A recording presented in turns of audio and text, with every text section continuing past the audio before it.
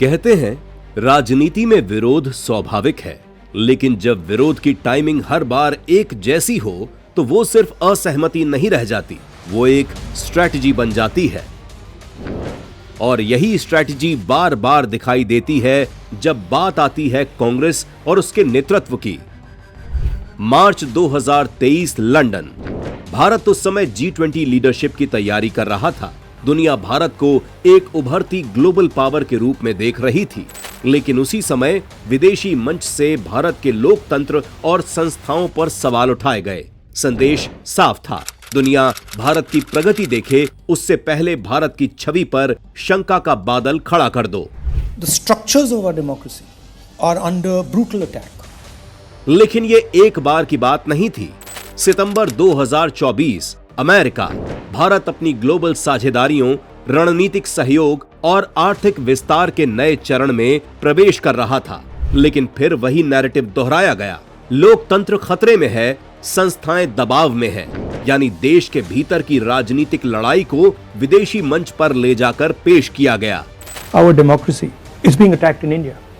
ये तो हो गए विदेश में दिए गए बयान, लेकिन अब देश के भीतर का दृश्य देखिए।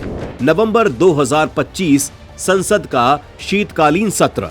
एजेंडे पर फाइनेंस, विदेश नीति और चुनाव सुधार जैसे बड़े विषय थे, लेकिन सदन चलने देने के बजाय विपक्षी पार्टियों के वॉकआउट, विरोध और गतिरोध सुर्खियों में रहे। नतीजा ये हुआ कि राष्ट्रीय चर्चा का पूरा ध्यान पॉलिसी से हटकर हंगामे पर शिफ्ट हो गया। दिसंबर 2025 रूस के राष्ट्रपति की भारत यात्रा। ये वो समय था जब भारत ग्लोबल मंच पर अपनी स्ट्रेटेजिक पार्टनरशिप, डिफेंस कोऑपरेशन और ऊर्जा संबंधों को मजबूत करने का स्पष्ट कूटनीतिक संदेश दे रहा था। लेकिन तभी देश के भीतर राजनीतिक बहस का केंद्र इन समझौतों की अहमियत से हटाकर एक अलग विवाद पर शिफ्ट कर दिया गया। विपक्ष की तरफ से मुद्दा उठाया गया कि विदेश नीति से जुड़े आयोजनों में विपक्षी नेतृत्व को पर्याप्त महत्व नहीं दिया जा रहा है और सरकार कूटनीति को भी राजनीतिक रूप से कंट्रोल कर रही है। नतीजा ये हुआ कि मीडिया की सुर्खियों में स्ट्रेटेजिक पार्टनरशिप से ज्यादा ये विवाद जगह बनाने लगा कि कौन बुलाया गया और कौन नहीं, यानी फोकस उपलब्धि से हटकर राजनीतिक टकराव पर चला गया। अब नया उदाहरण देखिए, भारत EU FTA डील। 27 यूरोपीय देशों के साथ यह बड़ा ट्रेड समझौता हुआ, जिसे दुनिया भारत की ग्लोबल इकोनॉमिक ताकत की बड़ी उपलब्धि के तौर पर देख रही थी। लेकिन उसी समय कांग्रेस की तरफ से इस डील पर हमले शुरू हो गए।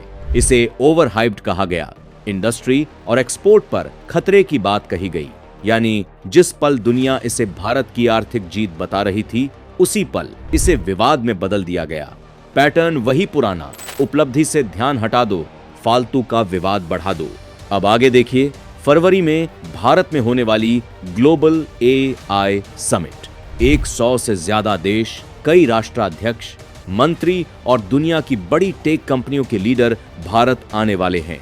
भारत खुद को AI और टेक्नोलॉजी के क्षेत्र में एक उभरते ग्लोबल सेंटर के रूप में पेश कर रहा है। लेकिन ठीक इसी समय कांग्रेस के द्वारा देश के भीतर राजनीतिक बयानबाजी और टकराव का नया दौर शुरू कर दिया गया है। फिर वही पैटर्न दोहराया जाने लगा है। ऐसा लगता है जैसे हर बड़े ग्लोबल मोमेंट से पहले देश का विपक्ष माहौल खराब करने का ठेका ले चुका है। अब आप इन डॉट्स को जोड़िए। विदेशी मंचों से भारत की इमेज पर सवाल, देश के भीतर हर बड़े ग्लोबल मोमेंट पर हंगामा, हर उपलब्धि के समय नया विवाद। यह सिर्फ विरोध नहीं दिखता, यह एक पॉलिटिकल प्रेशर स्टाइल जैसा दिखता है। जैसे संदेश हो कि अगर उनकी अवैध बात भी न मानी जाए तो माहौल खराब कर दिया जाएगा। यह सिर्फ मुद्दों की बहस नहीं लगती, यह नैरेटिव कंट्रोल की लड़ाई है, ताकि जब देश ऊपर उठता दिखे उसी समय शक का साया खड़ा कर दिया जाए। सवाल यही है, क्या विपक्ष का लक्ष्य सरकार से असहमति है या फिर हर बड़े ग्लोबल मोमेंट पर भारत की छवि को नुकसान पहुंचाना?